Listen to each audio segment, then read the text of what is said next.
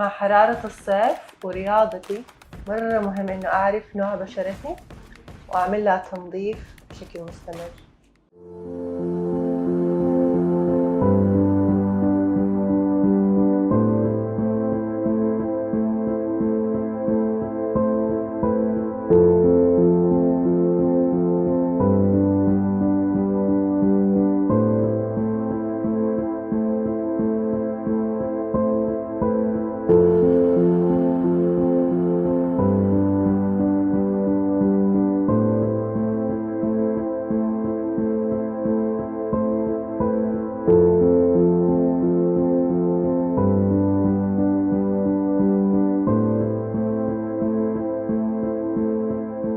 مرة إحساس كأنه بيبي وجهي كذا سو فريش صراحة، حبيت. يا جماعة شيلوا فلتر الأسنان اللي حاطينه، انتوا حاطين فلتر في المراية ولا إيش؟ ليش كده وجهي يلمع ما شاء الله؟